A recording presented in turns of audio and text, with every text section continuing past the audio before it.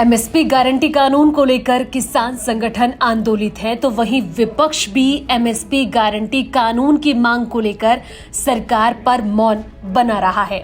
लेकिन इन सबके बीच MSP guarantee कानून पर केंद्र सरकार मौन है। हालांकि 3 कृषि कानूनों के बाद एमएसपी गारंटी कानून की मांग और तेज हुई है। माना जा रहा है कि एमएसपी गारंटी कानून को केंद्र सरकार ही बना सकती है और इसको लेकर पूरी गेंद केंद्र सरकार के पाले में है। लेकिन राजस्थान के किसान नेता रामपाल जाट ने इसको लेकर बड़ा दावा किया है। उन्होंने किसान तक से विशेष बातचीत में बताया कि कैसे केंद्र सरकार के साथ ही राज्य सरकार भी एमएसपी गारंटी कानून बना सकती है। दाम नहीं मिलने के लिए किसान भी दोषी है, ये सच है। इस तथ्य से मैं सहमत हूं उनके से। लेकिन मैं एक बात कहना चाहूंगा, जो सरकार अपने आप को जन कल्याणकारी सरकार कहती है, उसका काम किसी की कमजोरी का अनुचित लाभ लेना नहीं होता है।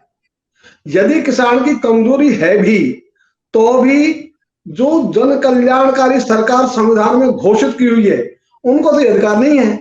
इसलिए ज्यादा बड़ा दोष तो सरकारों का ही है, जिनको इसका कॉग्निजेंस लेना चाहिए था, वो इसको संज्ञान में लेती ही नहीं है। दूसरा, ये सही बात है कि सरसों इसी ढंग से राजस्थान में मूंग है, मूंग का उत्पादन भी तो 48%। तो मूंग हो, सरसों हो, चना हो, हर फसल को किसान को घाटे में बेचनी पड़ती है। और इसके लिए किसान अब से नहीं, 13 वर्षों से राजस्थान में निरंतर आंदोलन चलाकर ये मांग कर रहे हैं, ये आग्रह कर रहे हैं केंद्र से भी और राजस्थान राज्य से भी कि आप खरीद की गारंटी का कानून बनाओ, तो किसानों को ये दुर्दशा नहीं झेलनी पड़ेगी। और इसके लिए हमने नहीं कहा, अनेक समितियां जो केंद्र सरकार ने बनाई, अनेक आयोग जो भारत सरकार ने बनाए, उन्होंने भी अनुशंसा दे रखी है। और इन अनुशंसाओं में मैं उल्लेख करना चाहूंगा उदाहरण के लिए कि जो कृषि लागत एवं मूल्य आयोग है, जिसका काम ही इनका रिकमेंड करना है एमएसपी का, उसने एक बार नहीं 3 बार ये रिकमेंड किया कि न्यूनतम समर्थन मूल्य की सार्थकता तभी है जब उस पर खरीद की गारंटी का कानून बनाया जावे, जिससे किसान को विश्वास हो जावे कि उसकी फसल न्यूनतम समर्थन मूल्य से कम दामों में नहीं बिकेगी। और इस प्रकार का कानून बनाने का अधिकार राज्यों को संविधान ने दिया हुआ है। और राजस्थान में कृषि उपज मंडी अधिनियम 1961, उसमें यह प्रावधान है कि जिस भी फसल का न्यूनतम समर्थन मूल्य घोषित हो जाएगा, उसका क्रय विक्रय यदि उससे कम दामों पर होगा तो सरकार उसको रोक सकती है।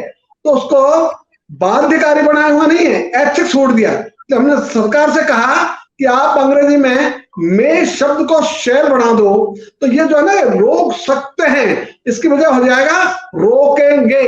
तो यदि ये आज्ञात्मक हो जाता है, बाध्यकारी कानून हो जाता है, तो किसानों को बहुत बड़ा सहारा मिल जाता है। दूसरा, हमने कहा इसी अधिनियम में कि जो एग्जीक्यूशन के रूल्स है, क्रियान्विति के नियम है, वो है 1963 के। उनमें ये लिखा हुआ है कि जो भी फसल मंडी में आएगी, उसका मूल्य निर्धारण खुली नीलाम बोली से किया जाएगा। तो हम ये उसमें कह रहे हैं कि एमएसपी को बाध्यकारी बनाकर इस कानून को, उसमें एक लाइन जोड़ दो, न्यूनतम समर्थन मूल्य से ही आरंभ होगी नीलामी बोली। तो यदि एक लाइन जोड़ दे, इन 2 संशोधनों के कारण से किसानों को न्यूनतम समर्थन मूल्य की सुनिश्चितता हो जाएगी, गारंटी हो जाएगी। और राजस्थान सरकार से 3 वर्ष हो गए इसमें आग्रह करते हुए, सहमत होते हैं, हाँ करते हैं, लेकिन बनाते नहीं, संशोधन नहीं लाते। इसी ढंग से केंद्र सरकार से 2010 से हमने यही मांग शुरू की। 2012 में इस कानून का प्रारूप बना के दे दिया केंद्र सरकार को, और केंद्र सरकार ने 2014 में इस कानून के प्रारूप के आधार पर जो प्राइवेट मेंबर बिल लाया गया लोकसभा में, उसे सर्वसम्मति से चर्चा के लिए स्वीकार किया। आज तक उस पर चर्चा नहीं हुई। ये वहां की स्थिति है। और तो और केंद्र सरकार ने कृषि सुधारों के अंतर्गत 17 वर्ष बाद एक मॉडल एक्ट बनाया, आदर्श कानून बनाया, और उस आदर्श कानून में ये व्यवस्था दी कि जो भी फसल एमएसपी पर रहेगी उसका क्रय विक्रय उसे कम दामों में नहीं होगा, उतना तो किसानों को दाम मिलेगा ही। और वो सारे राज्यों को 2018 में प्रेषित कर दिया। राजस्थान सरकार ने भी उसके आधार पर कानून का प्रारूप 2018 में तैयार कर लिया, लेकिन वो अभी तक उनकी सरकार की आलमारी से बाहर नहीं आया। तो चाहे केंद्र हो चाहे राज्य हो, दोनों ही इसमें कानून बना सकते हैं। और केंद्र को कानून बनाने में थोड़ा सा एक एक्स्ट्रा काम करना पड़ता है लोक हित में।